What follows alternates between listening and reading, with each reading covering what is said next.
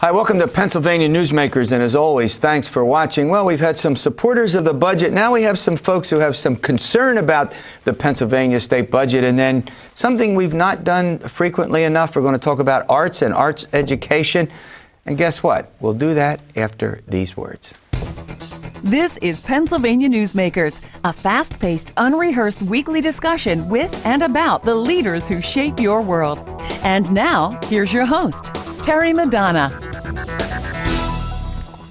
Hi, welcome back to the program. Well, joining me is Sharon Ward. She's sitting directly across from me. She's the director of the Pennsylvania Budget and Policy Center. And Sharon and her organization have had some concerns about the budget, which they've expressed. We want to bring them in, get all points of view. The Pennsylvania budget, as everybody knows, Governor Corbett recommended about a $27.1 billion budget that was modified by the state Senate. They put back, or restored, I should say, $500 million in cuts. I'm going to let Sharon talk about that based on revenues that they think the state has, and maybe the state has some more. Gosh, Sharon Ward from the Pennsylvania budget, you would say there's more revenues out there, wouldn't you? Go ahead, talk about that. Yes, I would. Well, first things first, the Senate made a very important step in restoring some of the cuts. They put back money for higher education, which I'm sure is very important to you, as it is to a lot of middle-class families. They've restored some cuts to county human services and some other things. But that budget didn't go far enough. Here's what happened. The governor proposed cuts. They're now unnecessary, and there certainly are cuts that are not very good. And what we hope is that the House will go the next step and put back a little bit more in order to address some of the continued concerns about county human services and some of the other problems with the budget. Well, let's talk a little bit about this whole business. Well, maybe the House will, as you know, that maybe you're optimistic about that. They've set a ceiling at, if I get it right, at $27.6 billion. So they've got that ceiling. Obviously, you're going to, but let's get into some of the details of this. You say that there are tax cuts that have been proposed that are not, that there shouldn't be. Talk about them. Well, there are a couple of things. First, clearly, we still have problems with education cuts. The governor cut about $1 billion out of education, and school districts are really feeling the effect this year. Now, the General Assembly is continuing a tax cut that they have postponed in previous years, and the House is proposing some additional tax cuts. We got to say, first, you got to pay your bills. First, you have to do no harm. It doesn't make sense to impose new tax cuts when you really are asking counties and school districts and individuals to pay more. Well, a couple of the tax that you've been concerned about are, one, like purchase private jets. I know that you've been concerned about. You have another one that talks about cutting the corporate income tax. I mean, we've had, folks on from the business community who like that. You don't like it. Talk about why you're concerned about that. Well, look, what we need to do is make sure that our economy is strong, that it's growing strong, and that our communities are strong. And so the first thing you have to do, again, is do no harm. When you're cutting schools, when you're making all of those other cuts, you are undermining not just our families, but also our economic success. When kids aren't getting good quality education, when they can't afford college tuition, that's not good for the economy.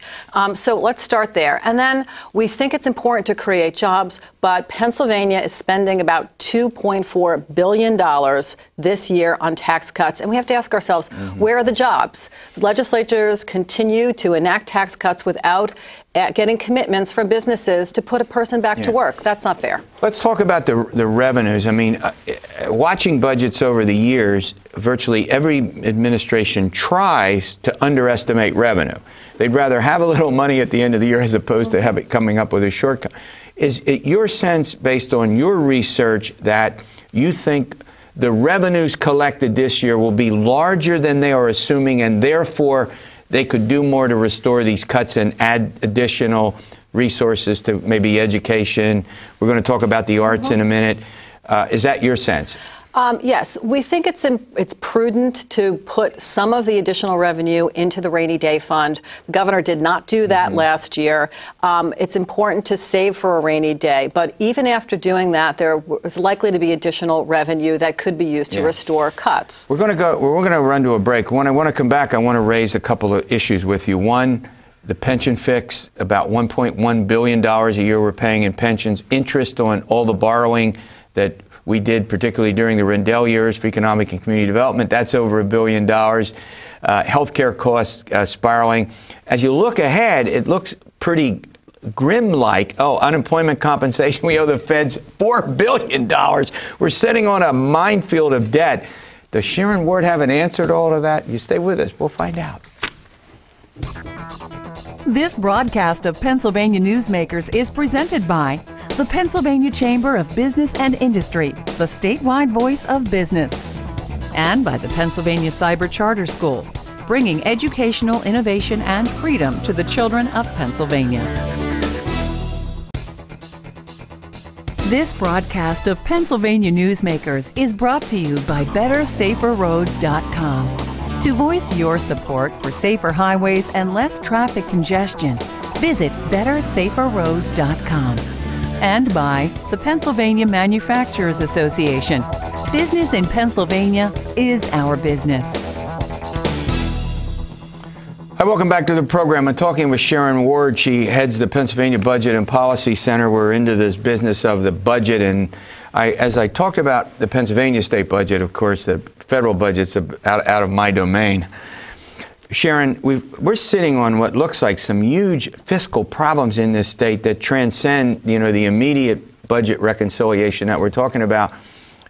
Let's first of all take pensions. What's the solution to that? Well, let me address, I think, your broader question, which is what I call the great debt myth. So Let's start with the debt myth. Pennsylvania does not have a lot of debt. We have spent the same share of our budget on debt as we did in 1980, Terry. So there's really been no growth in that.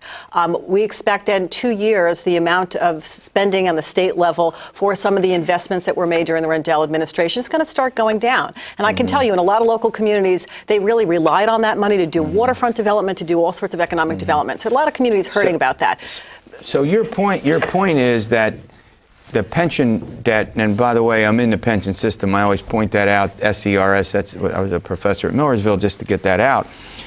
But it went from $29 billion. I mean, that was estimated when they did the last pension fix, to now something like $37 billion. You're not uncomfortable with that level of debt? On the pension, and what should be done? Sure. On the pension side, we've got to remember the problem. The General Assembly enacted big increases to their pensions. They didn't pay for it, and then they stopped making the employer contributions. That's true. But moving forward, we got the problem. So, well, it's going to have to be resolved. We would argue you should take a balanced approach to that. We've argued that you should close corporate tax loopholes. You should end some of these special tax breaks, because we're going to need some revenue to help to pay for that. And I think that all of that's doable without raising taxes. Do you have a position on the property tax? I mean, one of the things we've talked about, it's a huge issue about completely eliminating the property tax, and maybe hiking the earned income tax or the state income tax. Folks earn under, whatever it is, about $35,000, $40,000 don't pay it.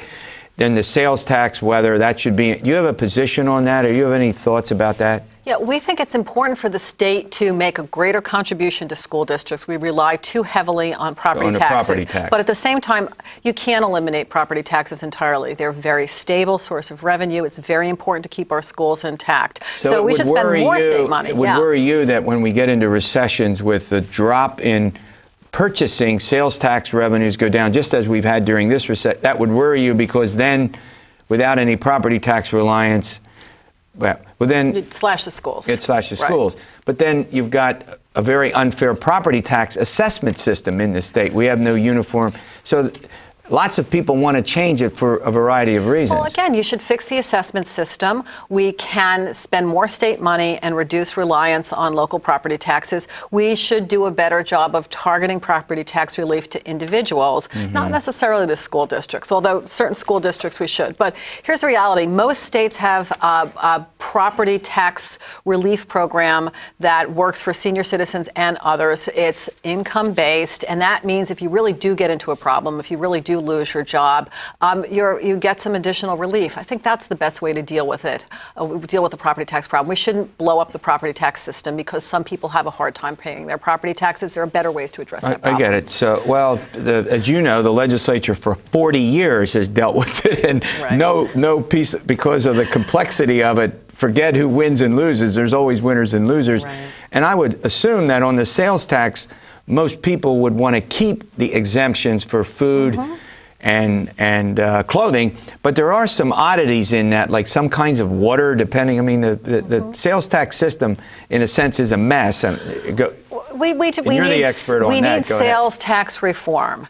We need to close the loopholes and eliminate some of the exemptions that just don't make any sense anymore. And we know the General Assembly likes to give tax breaks, so those increasingly go into the tax code. Again, we need some modernization of our sales tax. If we do that, we can raise some revenue and perhaps even lower other taxes. That's what we ought to be doing. A great update. Thanks for coming in. Next, we're going to do arts and arts education. A little something different, the cultural side, and whether or not arts and arts education are supported enough by the Commonwealth. We have two folks on who are going to chat about that after talking about bills, after we pay some bills. Thank you. This broadcast of Pennsylvania Newsmakers is brought to you by Pennsylvania Credit Union Association. Pennsylvania Credit Unions, where people are worth more than money. To find a credit union that is right for you, check out ibelong.org. And by the Energy Association of Pennsylvania, Pennsylvania's energy information source. This broadcast of Pennsylvania Newsmakers is presented by the State System of Higher Education. 14 state-owned universities. The state system is the largest provider of higher education in Pennsylvania. And by the Hospital and Health System Association of Pennsylvania, working towards a healthy Pennsylvania. Hi, welcome back to the program. We don't often do arts and arts education, but it's an important topic that we certainly don't want to avoid. Joining me is Ron Cowell. He's the president of the Education Policy and Leadership Center, and I'm on Ron's board, just so you know that. We believe in truth in advertising. And Jordan Crosby, she is director of the EPLC Arts and Education Initiative. So, Ron, let me start with you. Over the course of the last couple of years, there's been sort of renewed interest in sort of tying arts and arts education together. Why all of a sudden do you think this is so important that you got your organization involved in this activity? Well, Terry, our organization's been involved with the broad issue of what's it going to take to have an educated citizenry and an educated workforce in Pennsylvania. And as we began to take a look at various issues, a couple of years ago we decided that this matter of the arts and arts education was absolutely critical to those issues of educated citizenry and educated workforce. They're linked together because although they sometimes have operated in silos, they are very dependent upon one another. I use my own grandchildren as an example. My young granddaughter, who I always say is the most creative person in our family, has the advantage of a good arts education program in her school. Right. But a lot of the stuff that she's been exposed to also comes in the community through more traditional arts programs. So you want to link them, you want more ties and more links together to take advantage each with their own resources. Is that your point? And they very much complement each other. Yeah. They generally understand that, although too often in the past for advocacy or other work, they've operated in silos. Jordan, let me ask you about this report. I don't know that we'll be able to pick it up, but it says Creating Pennsylvania's Future Through the Arts and Education. It's a March report. Why should our viewers care about this report? What's in this report that they should care about? It's an extremely important tool, particularly right now in the current budgetary situation we find ourselves in. It's the product of about 2.5 years of work of the Arts and Education Initiative, which included a study group of a wide variety of folks from all across Pennsylvania and an advisory committee, including people from Pennsylvania and nationally, who conducted a policy inventory and really looked long and hard at what policies are out there that would support or hinder every Pennsylvanian having a quality arts learning experience in K-12 and also out of school. Now, so it gives a summary of that and then goes into some very specific policy recommendations about how current policy might be improved to better ensure that more people receive a high quality arts education. Now, if people want to read this report, they can read it online at aei-pa.org. It's up on the... so people can get online, read the report. So, Ron, let me ask you this question. Give me 3 or 4 of the most, if you had to say, summarize this in you know, 3 or 4 bullet points, what would you say? Well, one, it emphasizes why we do and why we should value the arts and arts education as policymakers, as citizens, as taxpayers. Right. Secondly, it does emphasize this connection between the arts and arts education in the schools. Thirdly, as Jordan was suggesting, it really emphasizes the power of and the potential of a great impact coming from good public policy, whether that's at the state level or the local level. And then fourthly, we emphasize in there, and we're continuing this work now, that effective advocacy is really critical, particularly in this time of declining budgets. And the declining budget is not just a matter of this current administration in Harrisburg.